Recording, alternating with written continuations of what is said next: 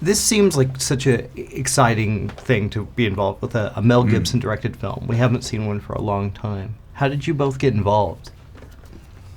Well, yeah, I mean, I was lucky enough to kind of be the first script I read last year, and I put it down and I just wanted to be anything in this movie. I would have played a tree, you know, and if they didn't give me the tree, I would have been a rock, you know. But I put down an audition, kind of self-tape, and luckily Mel kind of enjoyed it, and then I was supposed to go and sit down with him, but I was terribly sick and I wasn't able to. So I thought I was really kind of devastated. I thought I'd blown it, but a couple of days later I got a phone call and he goes, "Hey Luke, it's Mel." And I went, "Gibson?" Hi. And no, we ended up chatting for about 45 minutes or so, and I'm a big history buff, and obviously he knows everything about this stuff, and we actually just kind of talked about the era and World War II and the Pacific Theatre for 45 minutes, and at the end of it he goes, "All right, I'll see you in Sydney." And I went, "Oh, wow, okay. Wow. I think I got the movie." So that's kind of how I did. And then for the rest of that, I just put my head down, my bum up, and just worked and tried to dive into this as much as I could and gave it everything I got. Wow.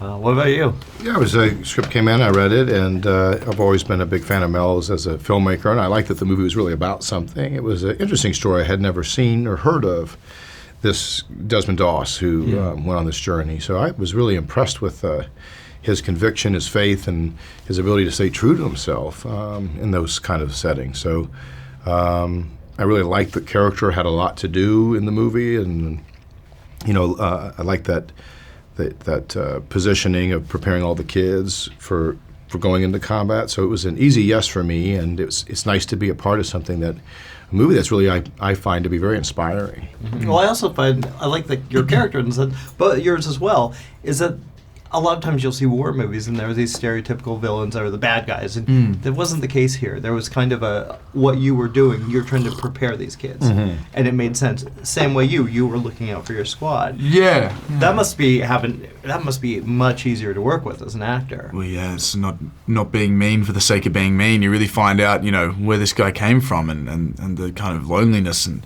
he's actually, you know, scared like the rest of us. But yeah, for me, I took that kind of start of it as he just wanted to know who he could trust when they got over there, kind of thing. He's a survivor, my guy, that way. So I think, you know, there's a bit of a turning point in the barrack scene after he gets kind of beaten up Desmond and kind of still sticks to his guns. Oh, maybe this is the toughest guy we know. And then when I keep running into him in that first battle, it's just like, this bloke, man, he actually is who he says he is. And yeah, it was really nice to have that redemption for my character, actually. I really liked not being mean just because it's a character that's mean, you know. Yeah. What about you? What did you find in this character? What did you connect Well, I didn't with? play it from any of those places. I more so was just, you know, you have a guy who won't touch a weapon. That's odd. Yeah. And in the military, we're there to go kill people in war, so it's not a fit. But I played it very much so that, you know, I thought he was a man of substance who believed what he said, and it's a tough moment, and I felt bad for the guy because I could tell he wasn't full of shit, and he was very genuine, but it wasn't a situation that was fitting. So a lot of the stuff that came out, I think, came from the intentions. So then there's a lot of humor even with me and him later in the movie. We kind of laugh and have a sense of humor, banter back and forth. So, you know, it was a lot of that stuff just came out of the necessity of the dynamic of what the, you know, points of view that the characters had. And that was fun because it was surprising sometimes, you know, where the stuff would go. There wasn't really a plan going into that scene of how you would respond in that moment, or it was really just listening and taking in what Andrew did, who was, you know, terrific in the movie as well, and just really kind of seeing what happened. So I think, you know, part of that's Mel and the design of the screenplay, that you have a more dimensionalized look at stuff. You're not painting, and just sort of, you know, broad colors.